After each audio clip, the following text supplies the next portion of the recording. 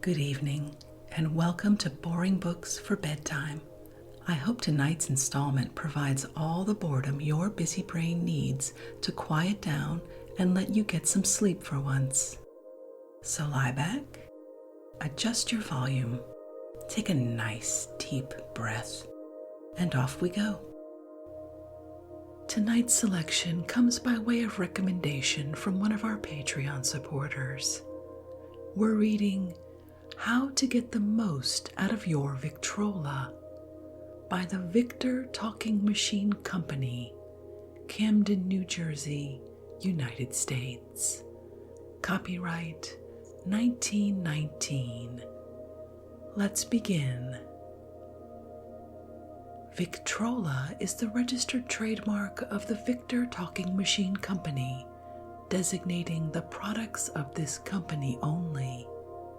Note: period Victrolas are now obtainable in 12 of the principal types, namely Empire, Chippendale, Louis XV, Louis XVI, Jacobean, Gothic, William and Mary, Adam, Sheridan, Chinese Chippendale, Queen Anne, Japanese lacquer, and the Hepplewhite shown above. There are also 2 other variations of each type which are available, but in every case, period Victrolas are made to order only. How to get the most out of your Victrola.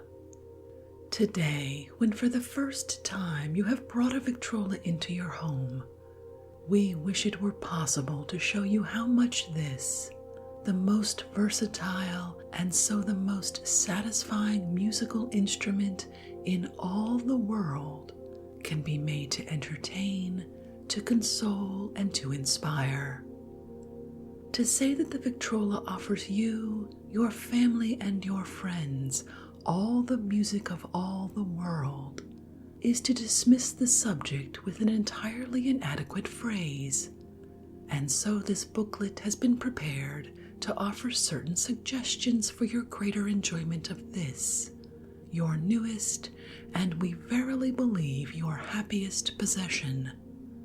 Victor records represent a moment of inspired achievement in the life of some great artist. The skill, the art, and the atmosphere of the Metropolitan Opera House and the concert halls of the world are brought into your home. They are no longer things to be enjoyed only at great intervals on rare occasions. They may become an integral part of your life, and they are available at a moment's notice. Intimately associated as we are with the development of the Victrola, yet we are fully conscious of the wonder of it, and we, no less than our customers, have learned that amid the daily round of irritating concerns and duties, we have only to turn to the Victrola in order to be once more in love with life and its beautiful, blessed burdens. We believe utterly that no matter with what delight you may have anticipated the possession of a Victrola, you will still have fallen far short of complete realization of its possibilities, of the extent to which, through the whole scale of human emotions, its music may become woven into the fabric of your spiritual life and your physical well-being. The keenest of all impressions are those we receive first, and so we would urge with all earnestness that your first selection of records should contain at least some of the world's big music. Art is art, no matter what form it may take, and those who are sincere in their musical opinions will no more despise the lighter and more popular music than they will despise good music which is the product of other kinds of feeling and other rhythms. In certain moods and at certain times there is as much inspiration to be derived from ragtime as there is from a Beethoven symphony or the thunderous emotions of a great opera. Each produces its effect in its own way, and each supplies a very real human need. But because they are so different in the form of their appeal, they need to be treated somewhat differently. The fact of the matter is that popular music is usually built up on one of a few well-recognized formulae. It does what you expect it to do, not consciously, but by association. We have learned to accept certain patterns in music as we have learned to expect certain patterns in clothes. Since there is nothing essentially different in any of them, they are easy to learn, and so easy to get tired of. There is, however, a very real pleasure in picking up the tune.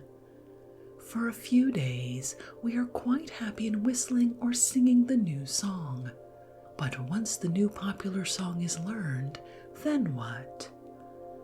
Your own experience will tell you, and that is why we urge that in your first collection of records you secure a number of the classics or semi-classics with which you are familiar. Familiar, that is precisely the point. Theodore Thomas once said that popular music was familiar music, and that is the unassailable truth.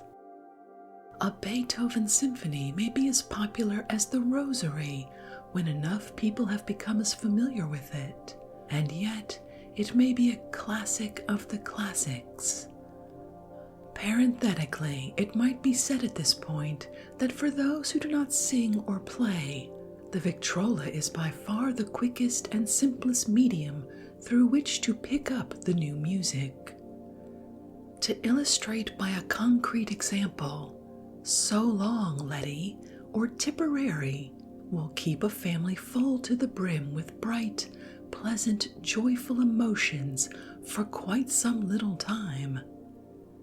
It may be days or weeks, it might even be months, but Clement's record of the Berceuse from Jocelyn, Elman's record of the Schubert Ave Maria, or any one of 1,000 we might mention, will smooth the wrinkles from your brow, the troubled furrows from your mind, 10 years from today, as surely as they will now. When the music of all the world is at your disposal, it is almost impossible to refrain from bathing heart and soul and body in it. But remember that to become saturated with anything is to lose the fine edge of enjoyment. With too frequent use, the most valuable remedy may lose its healing virtues. Definite, measurable physical effects may be produced by music, and the gist of the matter is that one should become familiar enough with music to understand and enjoy it, but never familiar enough to induce the loss of its effect. Hear it when you need to hear it, and it will continue to be a thing of joy not for days or weeks, but all through the years. Personal taste varies more perhaps in music than in any other art, but in a general way it follows much the same broad channels.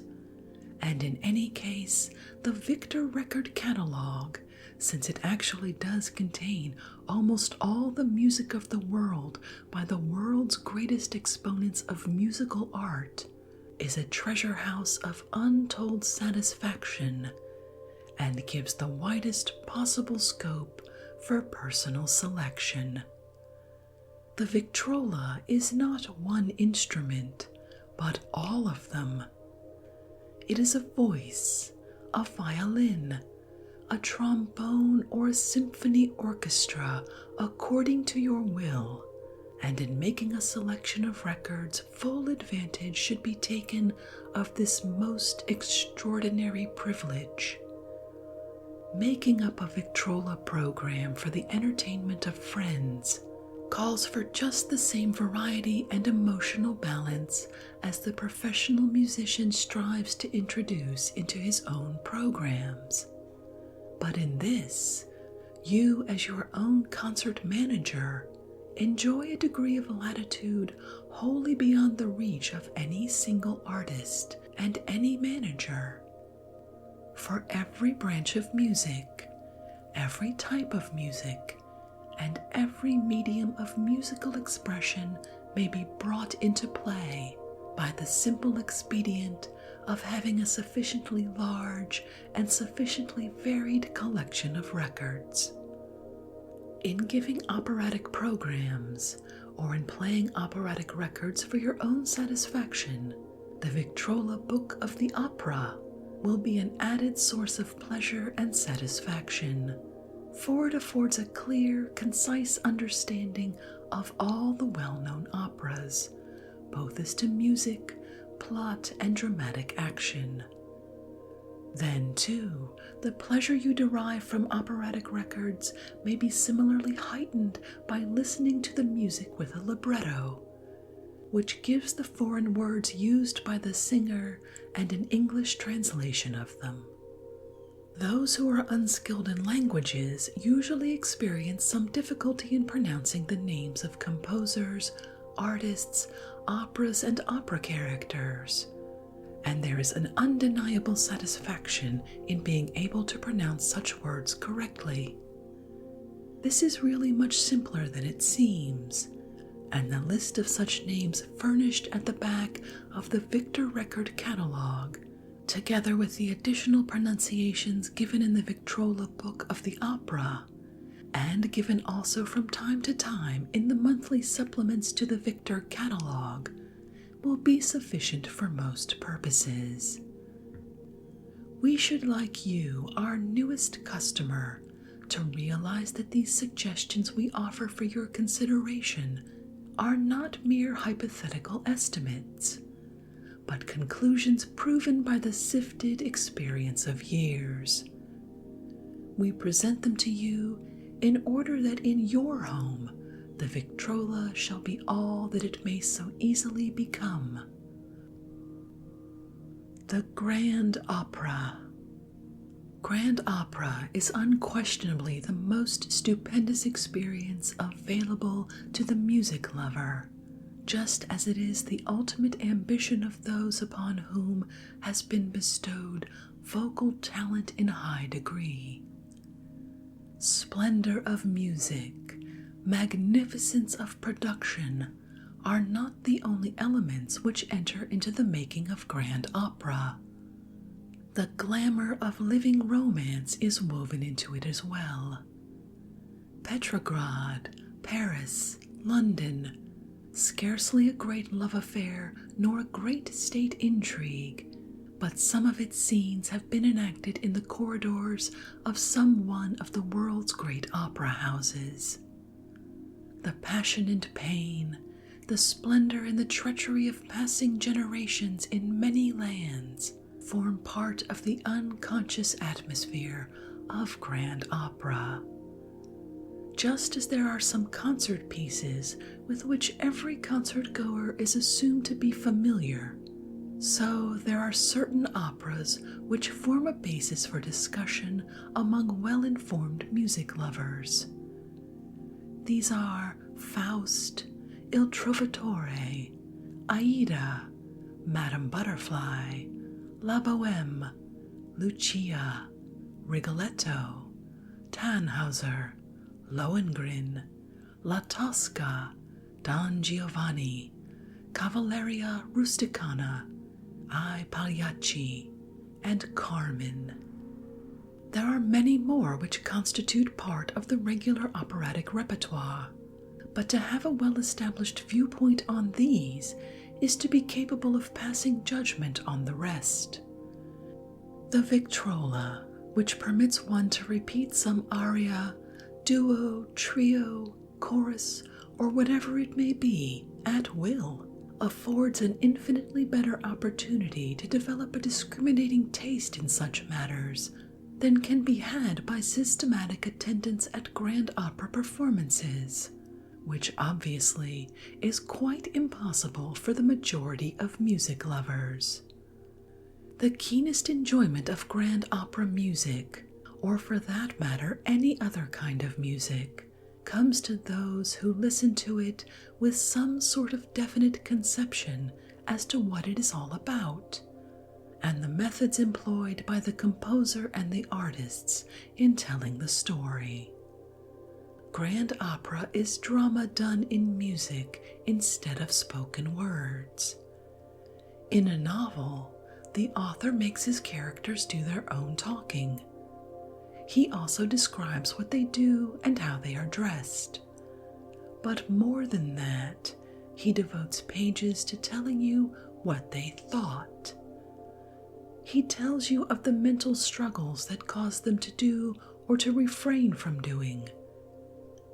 It might not be amiss to say that this is substantially what the orchestra does in grand opera, and so there is much more to listen to besides the song itself. The song itself and the purport of it must be understood if one is to get the greatest amount of enjoyment out of it. Play Celeste Aida, for instance, to someone who knows nothing of the opera.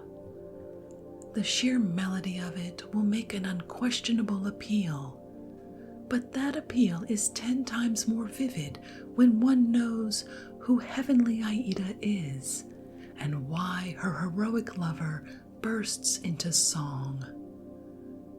Opera is drama. That must always be borne in mind, and the test of good operatic music is that the music shall illustrate accurately, forcefully, beautifully, not the facts, but the mental conditions and the emotions of the spirit which are sought to be portrayed.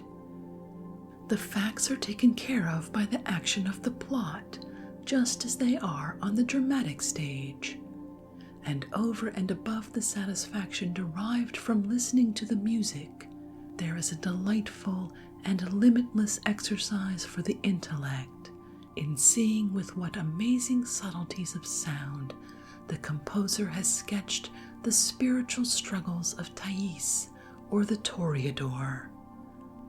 Most people love opera for the tunes that are in it, and broadly speaking, there are 2 kinds of tunes used in opera: the dramatic aria and the bravura aria.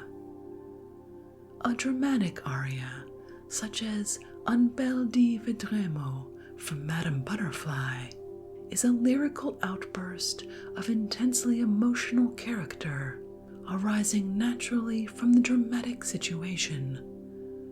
A bravura aria is simply a vocal display piece. In the older operas, more attention was paid to the singing than to the plot, and elaborate display pieces, usually for the coloratura soprano, were invariably included. Compare Un bel di with the Mad Song from Lucia, and you will readily see the difference. Each individual music lover will want to make his own selections of operatic records from the Victor Record Catalog and the Victrola Book of the Opera, which can be obtained from the nearest Victor dealer. In the Victor Record Catalog, which is alphabetically arranged, will be found all the most important selections from practically all the big operas that the world has ever known. These are listed under the name of the opera, and specially listed under the name of the artist in the red seal or pink sheet section. In passing, however, we may say that the following are among many operatic numbers which deserve a place of honor in every collection: Vici d'arte from La Tosca, Alerte final trio from Faust, Soave Fanciulla from La Bohème, the Miserere from Il Trovatore, Sextette from Lucia, Bel di Vedremo from Madame Butterfly, Vesti la Giuba from Pagliacci, the Quartet from Rigoletto, the Habanera from Carmen, Celeste Aida from Aida, and El Tempio al Limitar from the Pearl Fishers. The Symphony Orchestra. If you limited the number of colors that a painter might use on his palette, he might, if he were a great painter, produce masterpieces of art. But give him unlimited scope in the choosing of his pigments, and you might reasonably expect the highest possible achievements. The symphony orchestra, as it is constituted today, is the most ambitious and the most perfect musical instrument in the world. It combines all the existing types of instruments, and so can readily achieve all the possible varieties and shades of tone colors. The analogy between the organist and the symphony orchestra conductor is fairly close, and to think of a symphony orchestra consisting of 100 or so of the most skillful players obtainable as a single instrument is quite permissible. Here again, our recent achievement of the Victor laboratories has opened up a vast field of musical satisfaction for the music lover. Until recently, it seemed impossible to make satisfactory records of a complete symphony orchestra. The tones and overtones developed in some measure by every one of the scores of instruments would persist in getting in one another's way to such an extent that worthy reproductions could not be obtained. We have, however, just recently produced records of complete symphony orchestras which represent one of the most far-reaching achievements in many years, and as time goes on, we shall continue to produce more. Thousands of honest souls, despising cant in any form, are continually asking, how am I to listen to music in order to get the utmost out of it? And since the symphony orchestra is the highest instrumental development of music, and consequently the most complex, it is in listening to the symphony orchestra that this need is most acute. When all the splendid pageantry of opera is spread before one's eyes, there are plenty of clues, and the emotional struggles of even fictitious humans can never be entirely beyond our ken. A symphony, however, has no recognizable background of creatures made in our own image and laboring under our own frailties, so necessarily it must be listened to in a more impersonal way. A symphony has form and design and color, just as has a painting. The essential difference between them as works of art is that the picture stands still while you look at it, whereas the symphony does not. An even closer simile would be the moving picture, for in that, just as in the symphony, you must know and remember what has gone before in order to realize the significance of what comes in the middle or at the end. At the movies, you are dependent upon your eyes. At the symphony concert, you must depend upon your ears. The form of the symphony has been pretty thoroughly established. It consists of 4 movements. The first, an allegro, or quick and energetic movement, the beginning of a psychological picture. The second, an andante, or slow movement, which may represent hopes, fears, aspirations. A scherzo, or brisk, exhilarating movement of merriment, madness, or strife, and a finale, the tragic or triumphant outcome. The theme of the entire Beethoven C minor symphony consists of 3 short notes of the same pitch and 1 longer note a little lower in pitch. And the design of that symphony is the manner in which this same theme is built up and elaborated by repetition in different keys, rhythms, and speeds, and also in the manner in which it is contrasted with other themes. Few symphonies are as logically constructed as the C minor of Beethoven, and as a rule, new themes are chosen for each movement. Each movement is complete in itself, but sympathetically related to the others. The great thing in listening to a symphony movement is to listen for repetitions of the chief themes or melodies. These themes are often greatly changed in various ways in the course of a movement, as it is part of the composer's task to get variety of treatment with unity of idea.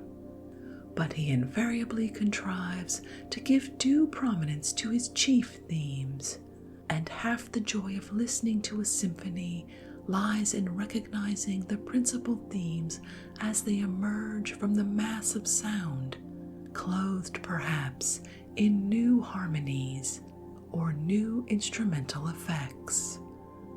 As to color, we are told that all the colors we see are mere vibration. We realize easily enough that music is vibration, and it doesn't require any very great stretch of the imagination to see the difference in tone color between the violin and the piccolo.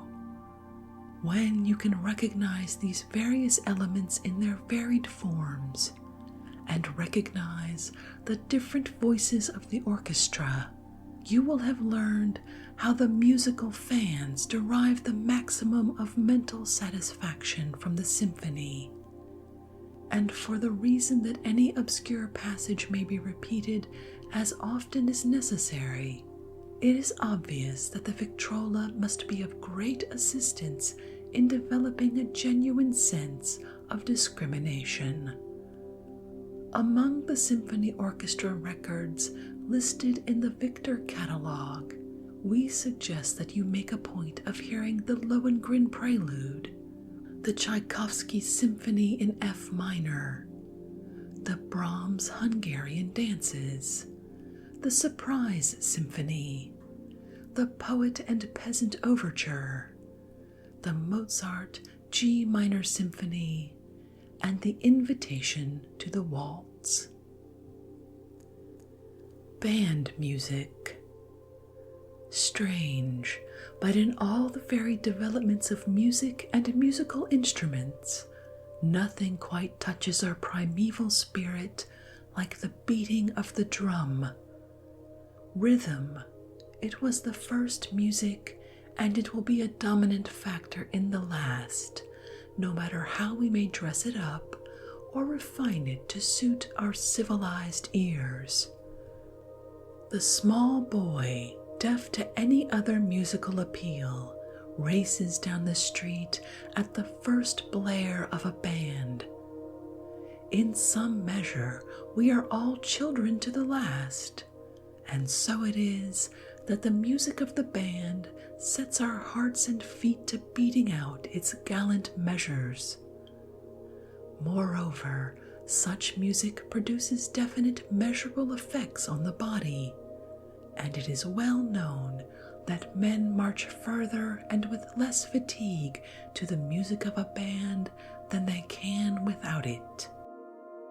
In composition, the band is not far removed from the orchestra, except that woodwind instruments, such as flutes and clarinets, take the place of strings.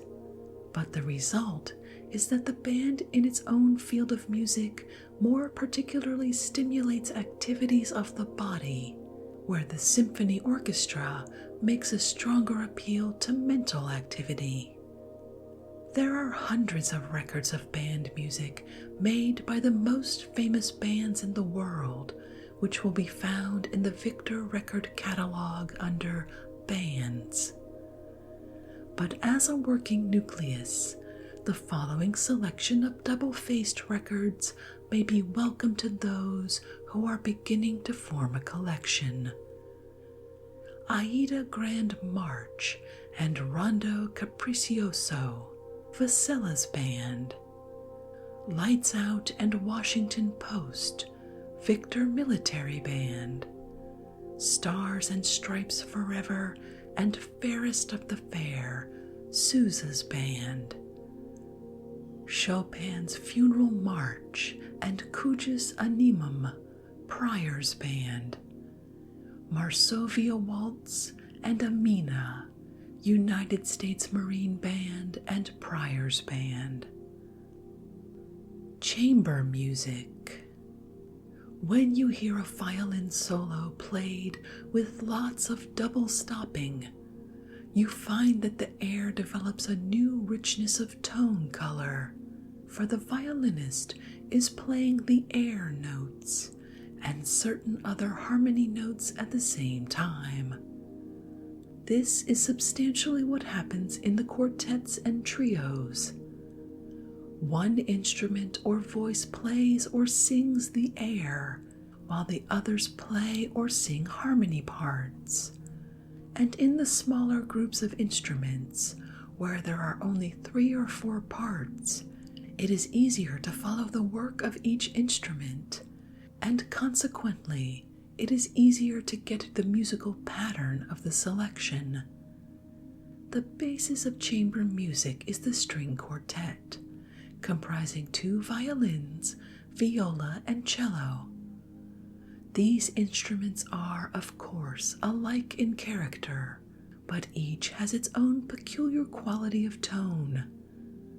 Other effective combinations are violin, cello, and piano, flute, violin, cello, and piano, and additional instruments heard with the string quartet. It would be a mistake, however, to think of the string quartet as being elementary, for it is one of the richest and most satisfying branches of musical art. A special interest attaches to all the smaller combinations of strings, and the Victor catalog contains many selections by such small combinations, among which the following are perhaps worthy of special attention: the Mendelssohn Canzonetta, the Quartet in G major, the Minuet of Boccherini, and Tchaikovsky's Andante Cantabile. The piano is a solo instrument that provides accompaniment for other instruments and for itself, and it is so exceedingly successful in this respect that it must be regarded as the basis of things musical. To the composer, the chorus master, the vocal teacher, as well as to the pianist, the modern piano is a necessity, because it is the one instrument on which all the harmony parts can be elaborated with comparative ease. Apart from its use as an accompanying instrument, the piano is one of the most satisfactory of solo instruments. It is a complete orchestra in itself. A greater volume of solo music has been composed expressly for the piano than for any other instrument. Schumann, Liszt, and especially Chopin, for instance, wrote music for the piano which sounds as well on no other instrument. And so it is with great pleasure that we offer truly worthy piano records, thus opening up a vast field of new musical delight. The tones played by the piano are produced by a hammer striking a string. They therefore develop their greatest volume at the moment the strings are struck, and immediately begin to diminish. They can be sustained to some slight extent only, as compared with instruments that are played with a bow. Among piano records of special interest are the following by that maestro among pianists, Paderewski: the Nocturne in F sharp major, the Polonaise militaire, the Etude in G flat, his own minuet, and the Cracovienne fantastique, as well as the Seguidilla and Waltz Etude in D flat by Cortot. Violin music. There is one very marked physical difference between the violin group of instruments and all others, with one exception which is negligible for the moment, and that is that the tone and the pitch are controlled wholly by the player. In other instruments, there are keys, pedals, frets, or some other means of assisting the player to maintain the pitch.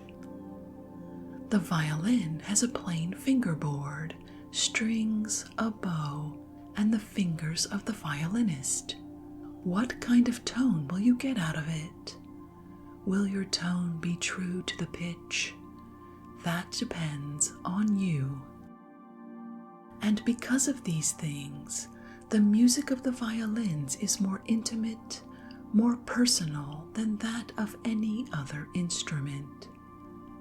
Another interesting fact concerning the violin is that while almost all other instruments have been improved upon, the violin alone has undergone no change and no improvement since Stradivarius put by the last violin he was to make. That was about 1737. And so the violin may be regarded as the one accomplishment of human craftsmanship that has reached perfection. Perhaps it is because of these things that violin music occupies a quite unique place in human experience. There is nothing more deeply thrilling than the violin's low-pitched G string, and nothing quite so light-hearted and fairy-like as the E string. With such a range from grave to gay, there is never a human mood nor emotion but what the violin can reach and express it more keenly than any other single instrument. And in the form in which we have it today, it has been the sharer of our joys and sorrows for more than 200 years. Consciously or unconsciously, we feel the need of some standard of comparison, some sort of yardstick by which we may measure human achievements, and this seems to be especially so in all instrumental music. No one would have any very serious difficulty in telling why he found enjoyment or dissatisfaction in the recitation of a poem, but it is just as easy to pass judgment on the playing of a violin solo. The enunciation of the words and their pronunciation, the intelligible or muddled treatment of the phrases, the use of pauses, the pitch of the voice, and its dramatic shading would all have something to do with your opinion of a recitation. And those are much the same standards by which the technical and interpretive skill of the violinist are to be determined. Their performance is good or bad, depending on how well or ill it meets much the same requirements that you would impose upon the reader of the recitation.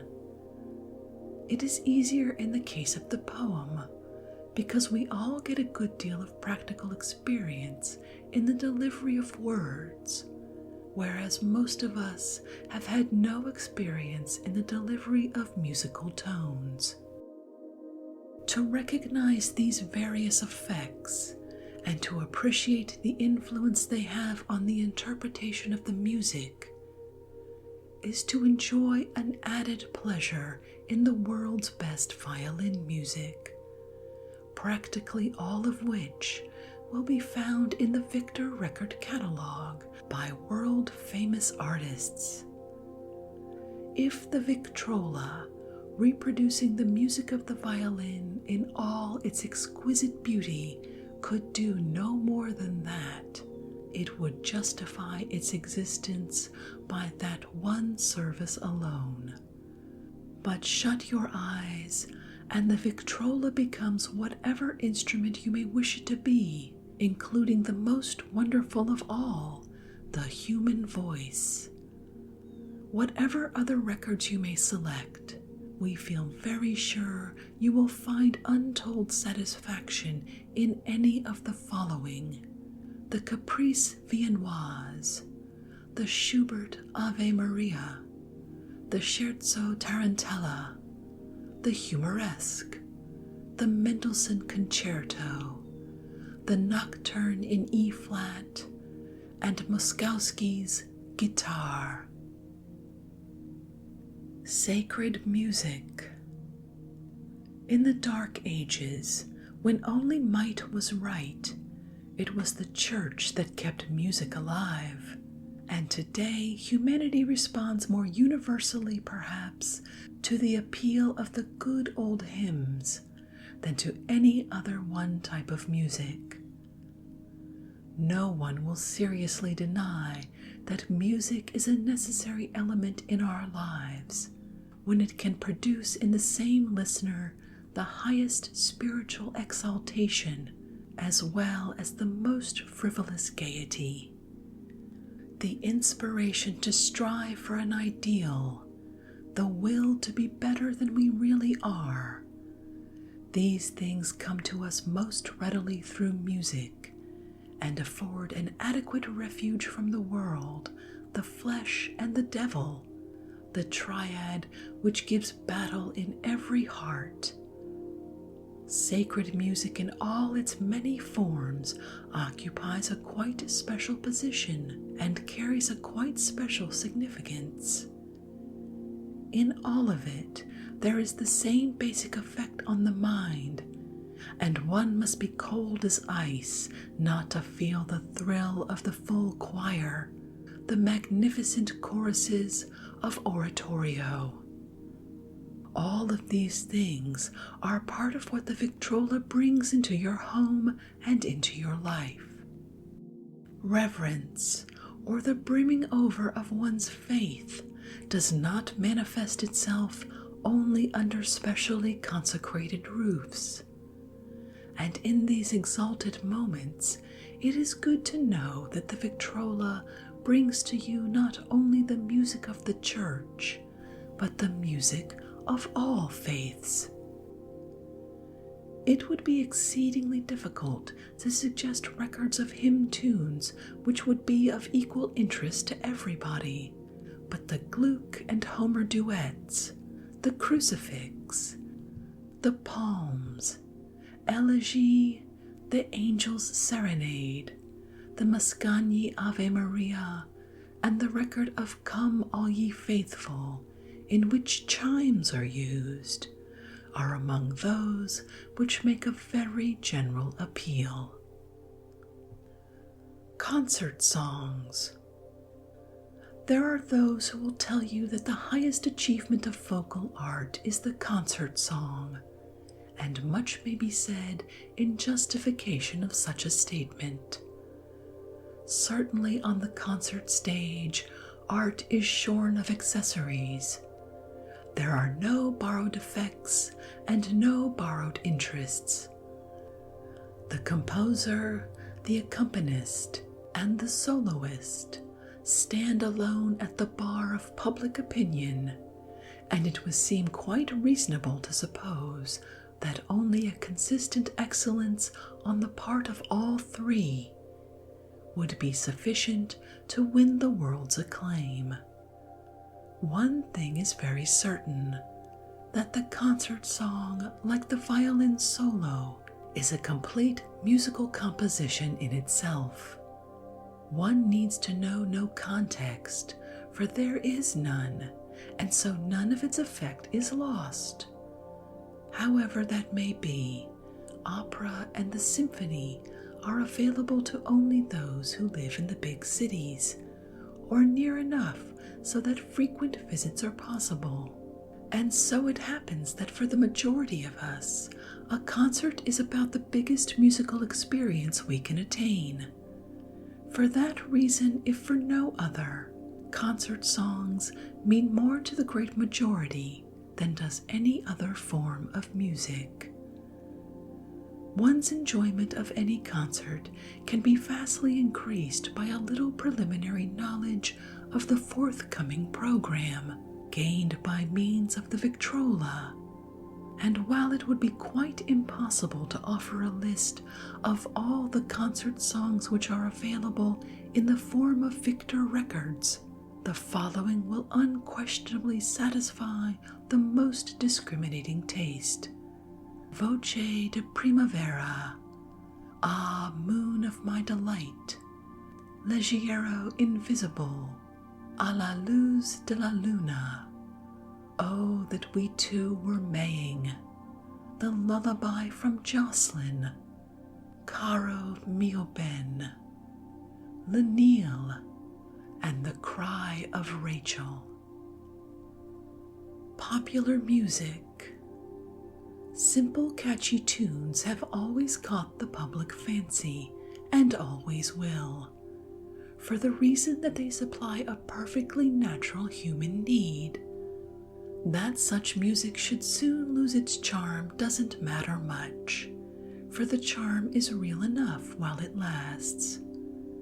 Beauty is only skin deep, so they say, to which one may answer that that is plenty deep enough, and music is only one of beauty's many forms. When a piece of music has smoothed out a frown, or brought a touch of inspiration into gray lives, it has justified its existence, whether it be a popular song or a symphony. The Broadway hit, the tingling choruses and solos of the latest musical comedy are as accessible to the Victor owner as they are to the residents of a metropolis, and better yet, they may be enjoyed without the fatigues involved in theater going. Another factor of Victor popular music is that you can get the latest song or dance while it is all the vogue. Each month, each week, each day, a vast amount of popular music is published, which will never become popular, but is thrust willy-nilly on a patient public. Out of this mass, the Victor Company selects only the best. The plainsman in Texas, therefore, can get the music of the moment at the moment just as readily as the office man on Broadway. Dance music. The impulse to dance is spontaneous. It is a manifestation of the joy of life that needs some more vigorous means of expression than is provided by speech. To have to wait 2 weeks for a formal dancing party is to lose that fine edge of impulse, and that is why the Victrola renders an otherwise unobtainable service to the dancers. No need to rent a hall, engage an orchestra, and send out invitations. You may dance when the inspiration seizes you. You may dance the kind of dances that the mood of the moment may suggest for as long a time or as short a time as you may wish. And here, as in every other branch of musical art, the Victrola offers you the best. Beside the dancers themselves, there are 2 other vital factors to be considered: the music and the floor. And you know that your music is right when it is provided by the Victrola. If you happen to live in a fairly large town, it is easy enough, of course, to engage an orchestra at considerable expense and for stated times, which will furnish entirely satisfactory music. But the Victrola? It gives you the best dance music by the most accomplished orchestras and bands. And when the music is good enough, people can and will dance on a rubber mat or in a city street. 3 or 4 friends call of a winter evening. Nothing simpler than to roll back the rugs and dance, and certainly nothing more beneficial from the mental or physical viewpoints. Then, too, you may dance to the music of the same orchestra as you would if you lived in the gayest of metropolitan cities. The lesser instruments. Human nature is a moody thing, breaking out unexpectedly in unexpected ways. And in an evening's program, it is quite likely that special interest may center on an oboe solo or some other such musical hors d'oeuvre. There are times when one may respond quite vividly to a concertina. This side of music is also taken care of in the Victor catalog. There is, we believe, not one instrument in general use anywhere in the Western world which may not be heard by means of the Victrola in solos or in small combinations. There are cornet records, trombone, harp, mandolin, guitar, banjo, xylophone, chimes, balalaika, Hawaiian guitars, marimba, zither, cembalum, and others, including even the street piano, affording solos in infinite variety, and a few such records are highly acceptable additions to any collection. It is on just such instruments as these that the composer depends for the introducing of special effects. The oboe is curiously suggestive of the East, as castanets are of Spain and the Latin Americas. And when one's fancy happens to run in that direction, such records may easily become sources of untold satisfaction.